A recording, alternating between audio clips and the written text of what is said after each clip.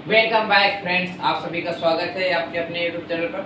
दोस्तों, इस वीडियो में हम लोग कई सारे क्वेश्चंस को देखने वाले हैं, जिसमें तो आज की इस वीडियो में हम लोग देखेंगे पाचन तंत्र के बारे में। मुख से लेकर गुदा द्वार तक कहां-कहां से कौन-कौन से एंजाइम निकलते हैं और वो किस पोषक तत्व का पाचन करने में सहायक होते हैं, पहली चीज है। दूसरी बात ये हम जानेंगे कि अंतर्ग्रहण मतलब ये जो पाचन की प्रक्रिया होती है ना, पाचन तंत्र होते हैं, इसके अंतर्गत कई सारी प्रक्रियाएं होती हैं, जैसे भोजन का अंतर्ग्रहण, भोजन का पाचन, भोजन का अवशोषण, स्वैंगीकरण, बहिक्षेपण, तो इन सारी प्रक्रियाओं को भी जानेंगे। तो चलिए दोस्तों, वीडियो शुरू करते हैं। सबसे पहले हम लोग देख लेते हैं, देखो ना, ये जो मनुष्य का पाचन तंत्र होता है ना, पूरा मतलब मुख से लेकर गुदा द्वार तक, इसके अंतर्गत कई सारी प्रक्रियाएं आती हैं। निम्न प्रक्रिया जो 5 प्रक्रियाएं हमने बताई ना, पहले भोजन को आदमी ग्रहण करेगा, भाई ग्रहण करेगा, यही शुरू करते हैं। मनुष्य का पाचन तंत्र यही शुरू होता है कि मनुष्य ने भोजन को ग्रहण किया, इसी को भोजन का अंतर्ग्रहण कहते हैं। ये देखिए, भोजन का अंतर्ग्रहण, इंग्लिश में इंजेशन बोलते हैं इसको, ठीक है, इंजेशन भी बोल सकते हो आप। अब क्या होता है भोजन का अंतर्ग्रहण, क्या होता है? देखो, भोजन को ग्रहण करने की ही प्रक्रिया क्या कहलाती है? भोजन का अंतर्ग्रहण। सीधी सी बात, वही चीज हमने यहाँ पर लिखा, भोज्य पदार्थों को शरीर में पहुंचाने की क्रिया को भोजन का अंतर्ग्रहण करते हैं। सीधा सा आसान, क्लियर हो? अब इसके बाद इसमें 2 चीजें हैं, एक कोशिकीय जीव कैसे भोजन को ग्रहण करते हैं, और दूसरी बात है कि बहुकोशिकीय जीव कैसे भोजन को।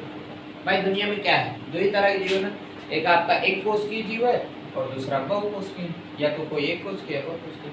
तो अगर कोई भी जीव एक कोशिकीय है तो वो अपना भोजन शरीर की सतह द्वारा ग्रहण करता है ना। जैसे कि आप लोगों ने देखो पिछले वीडियोस में देखा होगा कि अमीबा क्या करता है। ये मान लो अमीबा शरीर है, तो अमीबा सतह से भोज्य पदार्थों को ग्रहण करता है। वहीं पर जो बहुकोशिकीय जीव होते हैं, इनमें मुख पाया जाता है और ये मुख द्वारा ग्रहण करते हैं। समझ में आ गया ना? बस सिंपल ही है, आसान से समझते चलो, बढ़िया। तो हमने यहाँ तक बता दिया। देखो, मनुष्य का पाचन तंत्र के अंतर्गत कई प्रक्रिया होती है, प्रमुख रूप से 5 प्रकार की प्रक्रियाएं होती है, उन्हीं को हम पढ़ रहे हैं। एक हमने आपको बता दिया कि भोजन का अंतर्ग्रहण क्या होता है, एक कोशिकीय जीवों में कैसे होगा, बहुकोशिकीय जीवों में कैसे होगा, ठीक है। अच्छा, ये चीज कई बार पूछी जाती है, एक कोशिकीय जीवों में भोजन, एक कोशिकीय जीव भोजन को कैसे ग्रहण करते हैं, तब आपको ये चीज। अब उसके बाद आता है आपका, भैया देखो, अंतर्ग्रहण हमने पढ़ लिया। अब उसके बाद हम पढ़ेंगे पाचन के बारे में। पाचन, जिसको इंग्लिश में डाइजेशन बोलते हैं। भाई ये पाचन भले आप लोगों ने सुना हो या ना सुना हो, डाइजेशन जरूर सुना होगा। अरे यार, लोग बोलते हैं ना, हमारा डाइजेशन खराब, मतलब पेट सही नहीं। पेट सही नहीं मतलब कि खाना पच नहीं पा रहा। अब हम यहाँ पर आपको बताएंगे कि एक्चुअली में डाइजेशन होता क्या है। सबसे पहले हम आपको एक उदाहरण देकर समझाने का प्रयास करते हैं। देखो, जो हम लोग का शरीर है ना, ये भोज्य पदार्थों से सीधे पोषक तत्व नहीं प्राप्त कर सकता। ऐसा और समझ लो। अच्छा, मान लीजिए हमने सेब खाया, सेब में जितने भी पोषक तत्व हैं, कार्बोहाइड्रेट है, प्रोटीन है, आयरन है, कैल्शियम है, जितना भी विटामिन वगैरह, शरीर सीधे नहीं ले सकता। अब ये शरीर सीधे नहीं ले सकता, तो शरीर क्या करता है कि जैसे हम लोग भोजन करते हैं, मुंह में इसको छोटे छोटे टुकड़ों में बांट देते हैं, छोटे छोटे टुकड़ों में बांट देते हैं। भोजन को बहुत सरल बना देते, मतलब इतना उसको महीन कर देते हैं कि वो पानी में घुल जाए, घुलनशील बना देते हैं। बस सीधा यही पाचन होता है, भोजन को घुलनशील बनाने की प्रक्रिया पाचन कहलाती है। या फिर आप ऐसे बता सकते हो, दूसरा ऐसे बता सकते हो कि भोजन अघुलनशील भोज्य पदार्थों को घुलनशील भोज्य पदार्थों में बदलने की प्रक्रिया पाचन है। अब अगर हम आपसे कहें कि भैया बताओ, रस निकालना है किसी चीज से, तो आप रस कैसे निकालोगे? आप बस ये जो पाचन है ना, जानते हो पाचन का मतलब सीधा साधारण शब्दों में समझो ना, गांव देहाती ये सब में रस निकालना। आप किसी चीज से रस कैसे निकालोगे? आप भाई उसको मान लो सेब का रस निकालना है तो आप क्या करते हो, संतरे का रस निकालना है तो आप मशीन आती है ना उसमें डालते हो, कस के मथते हो, फिर कुछ खराब पदार्थ निकलता है, खराब का मतलब कि अपशिष्ट पदार्थ और रस भी निकलता है। वही चीज हमारा शरीर क्या करता है, उसी को हम लोग पाचन बोल देते हैं। यहाँ पर देखो होता क्या है, जटिल व अघुलनशील खाद्य पदार्थों को भौतिक एवं रासायनिक क्रियाओं द्वारा घुलनशील पदार्थों में बदलने की क्रिया पाचन कहलाती है। बहुत ही स्पष्ट परिभाषा लिखी हुई है और साफ और बढ़िया शब्द है ना, कि जटिल और अघुलनशील खाद्य पदार्थ मतलब सेब क्या है, अघुलनशील है, पानी में डाल दोगे वो घुल थोड़ी जाएगा, अघुलनशील। अब उसको क्या किया जाता है, भौतिक और रासायनिक क्रियाओं द्वारा, चाहे भौतिक विधि चाहे रासायनिक क्रिया किसी के भी द्वारा घुलनशील पदार्थों में बदल दिया जाता है और ये क्रिया क्या कहलाती है, ठीक। अब उसके बाद दो तरीके आए यहाँ पर, आपका एक आता है भौतिक एवं रासायनिक क्रिया। तो अब हम समझ लेते हैं कि आखिर ये भौतिक क्रियाएं क्या है और रासायनिक क्रिया। उससे पहले आप सब लोग जैसे ही ये अंतर्ग्रहण देखा आपने, तो एक हम आपको चित्र में भी दिखाते चलते हैं कि भोजन किस तरीके से प्रवेश करता है और कहां शरीर से बाहर। तो अब आपके स्क्रीन पर फोटो दिख रहा होगा एक, है ना, उसमें माउथ मुख दिख रहा होगा, यहाँ से हम लोग भोजन को ग्रहण करते हैं, उसके बाद भोजन शरीर में आगे बढ़ता है। और एक चीज और ध्यान देना है, यहाँ पर जैसे भोजन का ग्रहण करते हैं ना, यहाँ पे मुख में लार ग्रंथियां होती है ना, तो लार ग्रंथियों में टाइलिन नामक एंजाइम पाया जाता है, टाइलिन नामक एंजाइम होता है। ये चीज आगे भी बताया गया यहाँ पर, तभी हम इसको वहां पर भी बता देंगे। तो भौतिक पाचन किसे कहते हैं, इसमें भोजन को चबाना, अमाशय में भोजन का लुगदी बनाना, लुगदी बोलते हैं अमाशय में बने भोजन को, ध्यान दीजिएगा कई बार पूछ लिया जाता है, इसीलिए हमने यहाँ पर लिख दिया। जब अमाशय में भोजन चला जाता है ना तो बहुत मत के एकदम लुगदीदार हो जाता है, उसको बोलते हैं काइम। क्या बोलते हैं, काइम कहते हैं। तथा आहार नाल में क्रमाकुंचन गति आदि समझे। तो पाचन, भौतिक पाचन के अंतर्गत इतनी चीजें आती हैं, मतलब कि क्रमाकुंचन गति आती है, भोजन को मथना आता है, भोजन को चबाना आता है, ये सभी प्रक्रियाएं भौतिक पाचन के अंतर्गत। अब दूसरी है रासायनिक प्रक्रिया। देखो रासायनिक प्रक्रिया में क्या होता है ना, कि हमारे शरीर में कुछ एंजाइम्स होते हैं, वो भोजन को छोटे टुकड़ों में बांटने का कार्य करते हैं, इसी को रासायनिक पाचन। अब आप इसको यहाँ से भी समझ सकते हो कि इसके अंतर्गत पाचक ग्रंथियों द्वारा स्रावित रस के भीतर जटिल अघुलनशील पदार्थों को सरल घुलनशील पदार्थों में तोड़ देते हैं, जटिल अघुलनशील को सरल अघुलनशील पदार्थों में तोड़ देते हैं, इसी को क्या बोलते हैं, रासायनिक पाचन। अब यहाँ से ध्यान देना है कि मुख से लेकर के अब हम लोग पढ़ेंगे आंख तक, इसी के अंतर्गत कहाँ से कौन कौन सी एंजाइम निकलते हैं और उनका कार्य। सबसे पहले देखो भोजन को हम लोग मुख में डालते हैं, तो मुख में आपका टाइलिन नामक एंजाइम होता है, हमने बताया ना, यहाँ पर भी देखो बताया कि मुख में टाइलिन नामक एंजाइम होता है।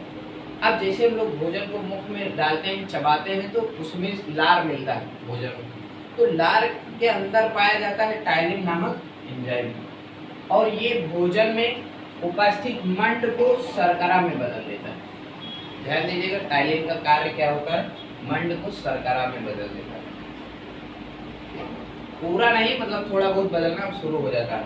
अब उसके बाद भोजन चित्र में देखिए आप लोग, अब मुख गुहिका से भोजन ग्रास नली में प्रवेश करेगा। और एक बात ध्यान रखना, ये जो ग्रास नली है ना, ये लंबी नली जो आपको दिख रही है यहाँ तक, इसमें कोई भी पाचन नहीं होता, मतलब कोई भी ग्रंथियां नहीं होती जो एंजाइम निकालती हो, भोजन पचाने में हेल्प करता है। यहाँ पर केवल एक चीज होती है, श्लेष्मिक ग्रंथियां पाई जाती हैं। श्लेष्मिक का मतलब समझ रहे हो, श्लेष्मिक का मतलब वो लसलसा पदार्थ बनाती है, जिससे भोजन हम जैसे यहाँ से अंदर लेते हैं ना, तो ये यहाँ से फिर फिसलता हुआ शरीर में आगे जाता है और अमाशय में जाता है। तो अमाशय में कोई भी पाचन प्रक्रिया नहीं होती, केवल श्लेष्मिक ग्रंथियां होती जो भोजन को लसलसा बनाती, जिससे भोजन फिसलता हुआ कहाँ जाता है, अमाशय में। अब ये देखो भोजन कहाँ पहुंच गया, अमाशय में। अब हम देखेंगे कि अमाशय में क्या क्या। अमाशय में तीन प्रमुख चीजें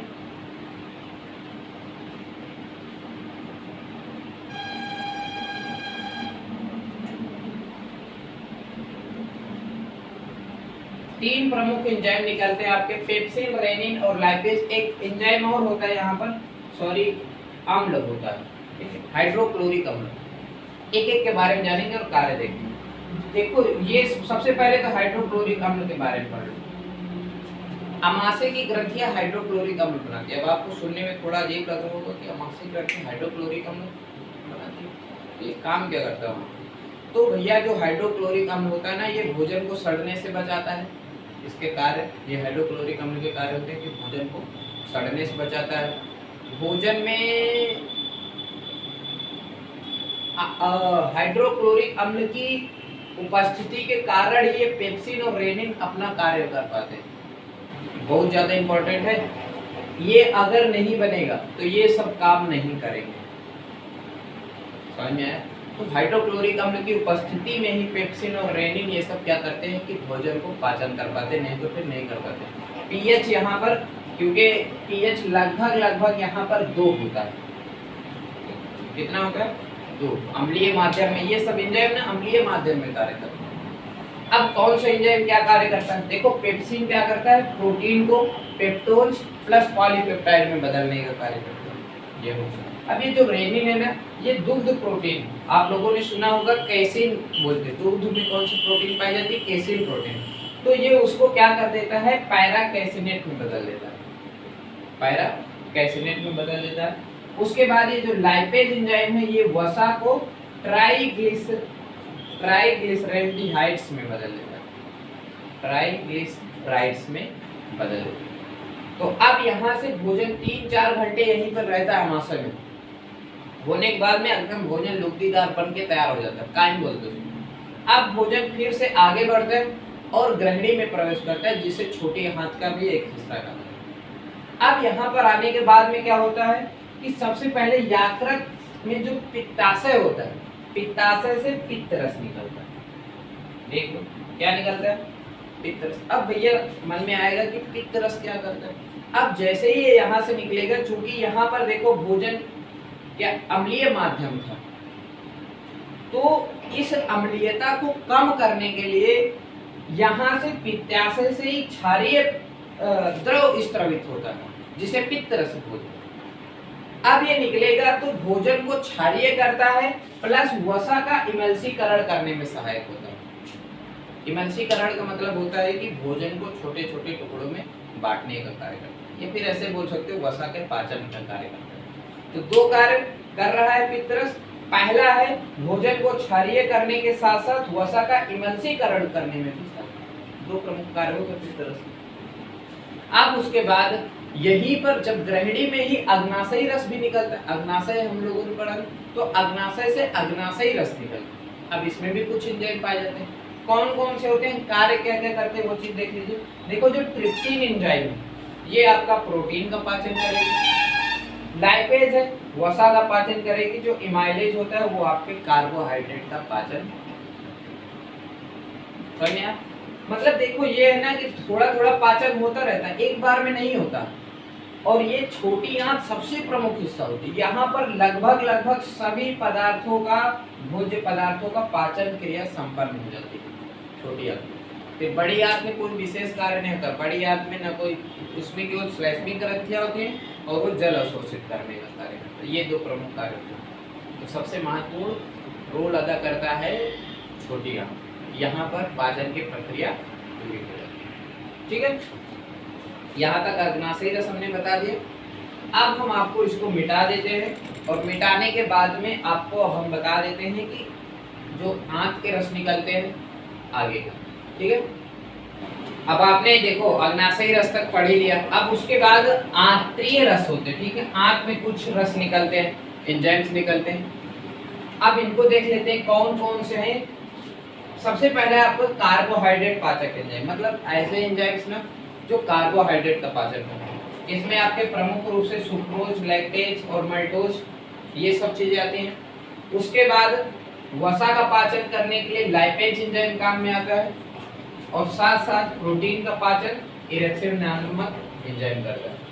उसके बाद न्यूक्लियोटाइड्स, क्योंकि जो जैसे जो हम लोग भोजन करते हैं, मान लो सब्जी खा रहे हैं, सब्जी में भी तो सेल्स होती हैं, कोशिकाएं होती हैं, कोशिकाओं में केंद्रक होते हैं, केंद्रक में डीएनए आरएनए होते हैं, तो उनका भी तो पाचन जरूरी है। उसके लिए हम लोगों में न्यूक्लियोटाइडेज और न्यूक्लियोसाइडेज नामक एंजाइम्स पाए जाते हैं जो डीएनए और आरएनए का पाचन करने में सहायक। तो ये रहा ये आंत का सिस्टम है, ये आंत के एंजाइम्स है। यहाँ पर पूरी सबसे खास बात है कि छोटी आंत में पाचन की प्रक्रिया पूर्ण हो जाती है। अब इसके बाद कोई भी एंजाइम्स नहीं निकलते। अब ये भोजन छोटी आंत से बड़ी आंत में जाएगा, ठीक है। बड़ी आंत में जाने के बाद में जल का अवशोषण होगा बड़ी आंत में, और शरीर से अपचित भोजन शरीर से बाहर निकाल दिया जाएगा। तो इस तरीके से ये पूरी प्रक्रिया होती है मुख से लेकर गुदा द्वार तक, जिसमें हमने आपको बताया कि कहाँ से कौन कौन से एंजाइम्स निकलते हैं और वो किस पोषक तत्व का पाचन करने में सहायक होते हैं। अब इसी क्षण में एक चीज और हम लोग देख लेते हैं। हम लोग ना इसको शार्ट में एक बार फिर से देखते हैं, क्योंकि अभी ये समझ में नहीं आया होगा, हमें लग रहा डाउट थोड़ा सा कि समझ में नहीं आया होगा। तो इसमें देखो ये जो पाचन तंत्र है ना, पाचन तंत्र है, हम इसको मिटा देते हैं। चलिए दोस्तों, एक बार हम फिर से मनुष्य के पाचन तंत्र के अंतर्गत जो जो प्रक्रियाएं आती हैं उनको संक्षिप्त में समझ लेते हैं, ठीक। जैसा कि हमने देखो बताया कि मनुष्य के पाचन तंत्र के अंतर्गत निम्न ये 5 प्रक्रियाएं आती है और क्रम से चलती है। मतलब कि पहले भोजन का अंतर्ग्रहण होता है, उसके बाद पाचन होता है, पाचन के बाद अवशोषण, अवशोषण के बाद स्वांगीकरण और स्वांगीकरण के बाद बहिक्षेपण की प्रक्रिया संपन्न होती है। अब आपके मन में आ रहा होगा कि ये सब प्रक्रियाएं क्या होती हैं, तो उसी को हम लोग समझेंगे एक एक करके। तो सबसे पहले हम समझ लेते हैं भोजन का अंतर्ग्रहण। और हम आपको बता दें, इनकी स्पष्ट परिभाषाएं काफी कंफ्यूज करती हैं बच्चों को। स्वांगीकरण तो सबसे ज्यादा, कि स्वांगीकरण क्या होता है, कहाँ होता है, कैसे होता है, तो हम लोग स्पष्ट परिभाषा बहुत अच्छे और सरल शब्दों में समझने वाले, ठीक। तैयार? चलो भैया, पहले भोजन का अंतर्ग्रहण। देखो ये तो नाम से पता लगता है ना कि भोजन का अंतर्ग्रहण का मतलब है भोजन को ग्रहण करने की ही प्रक्रिया भोजन का अंतर्ग्रहण कहलाती है। उसी को यहाँ पर दूसरे शब्दों में, मतलब मिलते जुलते शब्दों में, थोड़ा पढ़ाई लिखाई है तो लैंग्वेज में लिख दिया गया उसी हिसाब से। भोज्य पदार्थों को मुख में पहुंचाने की प्रक्रिया भोजन का अंतर्ग्रहण कहलाती है। सबसे सरल है भैया, भोजन का अंतर्ग्रहण मतलब भोजन को मुख में पहुंचाने की प्रक्रिया ही क्या कहलाती है? भोजन का अंतर्ग्रहण। इंग्लिश में हम इसे इंजेक्शन बोलते हैं, इंजेक्शन, या फिर जो भी पढ़ो आप लोग। अब उसके बाद जैसे ही भोजन ग्रहण करते हैं हम लोग, मान लो मुख में ग्रहण किया, उसके बाद इसका पाचन शुरू हो जाता है। अब मन में आएगा कि पाचन क्या होता है, तो पाचन देखो क्या होता है। पाचन को इंग्लिश में बोलते हैं भैया डाइजेशन। हाँ, ये लिखा डाइजेशन। बहुत बार आप लोगों ने नाम सुना होगा ना डाइजेशन। लोग बोलते हैं यार आज हमारा डाइजेशन नहीं है, कच्ची डकारें आ रही, मतलब कि उनका भोजन नहीं पच रहा। और ये पचना क्या होता है, ये देखिए, ये होता है, देखिए, ग्रहण किए गए जटिल आघूलनशील भोज्य पदार्थों को, क्योंकि जो हम लोग भोजन ग्रहण करते हैं ना वो आघूलनशील होता है। भाई चावल है पानी में थोड़ी घुलता है, रोटी है पानी में थोड़ी घुलती है, तो शरीर क्या करता है, उसको डाइजेस्ट करता है, मतलब कि उसको आघूलनशील से घुलनशील बनाता है, जिससे कि ये रक्त में जाकर के घुल सके, जल में घुल सके, तभी तो खून में जाएगा, तभी तो एनर्जी आएगी, है बढ़िया सा लगेगा कि हाँ आज कुछ खाए पिए। समझ में आ रहा ना? तो पाचन सिंपली बस यही है कि अघुलनशील पदार्थों को घुलनशील पदार्थों में बदलने की प्रक्रिया को ही पाचन कहते हैं। थोड़ा सा एक दो ये बस वही चीज यहाँ पर भी लिखा, थोड़ा सा बस अंतर है। देखो, ग्रहण किए गए जटिल अघुलनशील भोज्य पदार्थों को सरल घुलनशील भोज्य पदार्थों में बदलने की प्रक्रिया पाचन कहलाती है। समझ में आ गई? आराम से, बस बहुत बढ़िया, समझ में आ गया एक बार में तो बहुत बढ़िया। अब देख लेते हैं अवशोषण। अब देखो भैया, भोजन का हो गया पाचन। पाचन का मतलब ये हुआ कि भोजन अब जल में घुलनशील हो गया, मतलब अब वो खून में घुलने के लिए तैयार हो गए। मान लो ये हमारी नसें, भोजन बढ़िया सा घुल चुका है, तो अब वो क्या होगा, अवशोषित होगा। अवशोषित का मतलब क्या होता है कि हमारी रुधिर कोशिकाओं में पहुंच जाता है, रुधिर कणिकाओं में। समझ में आ रहा? जैसे हम लोगों ने भोजन किया, भोजन पाचन हुआ, तो पाचन का मतलब अब वो अवशोषित होने के लिए तैयार है, मतलब अब रुधिर में मिल सकता है, रुधिर में मिल सकता है, सीधा सीधा रुधिर में भोजन मिल सकता है, क्योंकि सेब तो मिलेगा नहीं ना भैया, सीधी बात भैया, सेब तो रुधिर में मिल नहीं जाएगा। सेब को जब हम बिल्कुल महीन कर देंगे, पानी पानी कर देंगे, तब तो वो घुल सकता है कि नहीं? तो डाइजेस्ट करके हम उसको पानी पानी कर देते हैं, घुलनशील बना देते हैं, तो वो हमारी रुधिर कोशिकाओं में, जो रुधिर की कोशिकाएं होती हैं, उनमें घुल जाता है और घुल करके पूरे शरीर में पहुंचा। ये घुलने की ही प्रक्रिया अवशोषण कहलाती है। बस इतना पकड़ना है कि भोज्य पदार्थों का रुधिर कोशिकाओं में पहुंचने की प्रक्रिया या घुलने की प्रक्रिया को ही क्या बोलते हैं? अवशोषण बोला जाता है। एक बार यहाँ पर भी देखते, लिखे हैं तो थोड़ा देख लेते हैं, नहीं लिखने के फायदे का। चलो भैया देखो यहाँ पर क्या लिखा, सभी खाद्य पदार्थों के पाचन के अंतिम उत्पाद आंत की अर्ध पारगम्य झिल्ली में से विसरित होकर, आप सोच लो भैया, खेला शुरू हो गया। भोजन गया आंत में, कहाँ गया? पाचन हुआ, आंत में गया ना, छोटी आंत में, अर्ध पारगम झिल्ली में से। अब उसकी जो झिल्लियां होती है ना, मैं आपको एक चित्र दिखाता हूँ, यहाँ पर देख रहे होगे आप लोग, चित्र में देखो ये आंत की ना दीवारें बहुत महीन, अगर आप देखेंगे तो इस तरीके से। अब इसमें रुधिर कोशिकाएं भी आपको दिख रही हैं। अब क्या होगा कि ये जो अर्धपारगम्य झिल्ली होती, मतलब ये झिल्ली से ना कुछ पदार्थ अंदर बाहर आ जा सकते हैं। अर्धपारगम्य का मतलब यही होता है कि कुछ निश्चित पदार्थ अंदर बाहर आ जा सकते हैं। तो भैया भोजन की तो जरूरत है ही, अब भोजन का पाचन हो गया, घुलनशील है ही, तो ये जो कोशिकाएं हैं, अर्धपारगम्य कोशिकाएं हैं जो आप चित्र में देख रहे हैं, ये विसरित होकर के, मतलब कि दीवार को क्रॉस करके इसके अणु एक एक करके इधर आ जाते हैं और रुधिर में मिल जाते हैं। अब रुधिर में जैसे ही मिल जाएंगे तो रुधिर तो भैया पूरे शरीर में फैलता ही है, तो ये पूरे शरीर में फैल जाता है।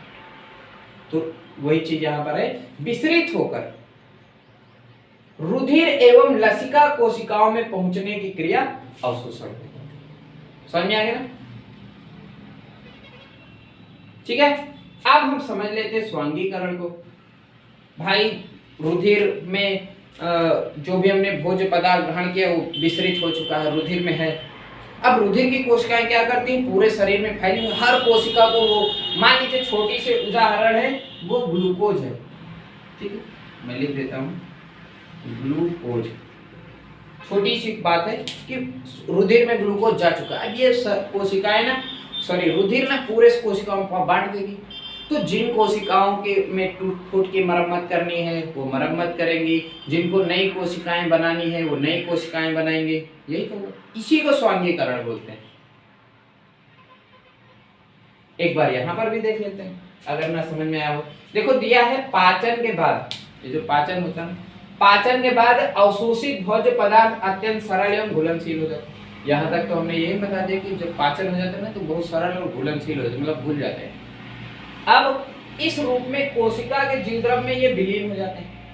अब रुधिर देखो पूरे कोशिकाओं में ले गई तो कोशिकाओं में विलीन हो जाते हैं, मतलब मिल जाते हैं। जो हम ग्लूकोज खाते हैं, मतलब भोजन ग्रहण करते हैं, वो कोशिकाओं के जीवद्रव्य में विलीन हो जाता है, मिल जाता है। तो जीवद्रव्य जब मतलब जीवद्रव्य का निर्माण होता है और उसी जीवद्रव्य से कोशिका को जरूरत पड़ती है तो कोशिकाएं ऊर्जा बनाती हैं। कोशिकाएं उसी से कई सारे, मान लो कोशिका दूसरे कोशिका बनाने की जरूरत तो दूसरा कोशिका बना लेगी, तो वो अपने हिसाब से कर लेते हैं जो भी काम होता है, टूट फूट की मरम्मत, कोशिकाएं बनाना, कोशिकाओं की वृद्धि करना, ये सब का। समझे? तो स्वांगीकरण में क्या होता है कि कोशिका के जीवद्रव्य में भोज्य पदार्थों का जो अवशोषित भोज्य पदार्थ है उसका वो विलीन हो जाता है, बस इतना। ठीक है, स्वांगीकरण कहलाता है कि जो हम भोजन ग्रहण करते हैं उसका पाचन और अवशोषण के बाद रुधिर द्वारा भोजन, या फिर आप ग्लूकोज उसको कहिए, ग्लूकोज पूरी कोशिका में पहुंचा दिया जाता है और वो कोशिका में विलीन हो जाता है, मिल जाता है, कोशिका का रूप है। इसी को स्वांगीकरण। अब उसके बाद छोटी आंत से भोजन बढ़ता है आगे, बड़ी आंत में प्रवेश करता है।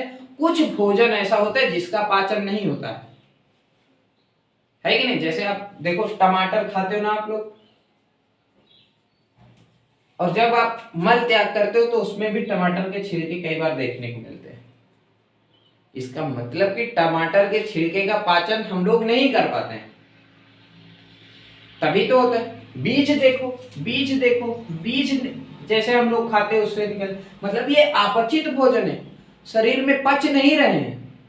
तो जो भी अपचित भोजन होता है वो शरीर से बाहर निकाल दिया जाता है, बड़ी आंत के माध्यम से शरीर से बाहर निकाल दिया जाता है। इसी को बोलते हैं बहिक्षेपण कहा जाता है। लिखा है ना, एक बार यहाँ भी देख लेते हैं। देखो अपचित, अपचित, देखो सही लिखा नहीं, अपचित भोज्य पदार्थों को शरीर से बाहर निकालने की प्रक्रिया बहिक्षेपण कहलाती है।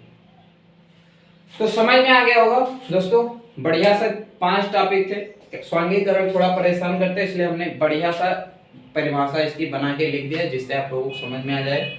और वीडियो कैसा लगा बताएं जरूर। थैंक यू, मिलते हैं अब नेक्स्ट वीडियो में। Good luck.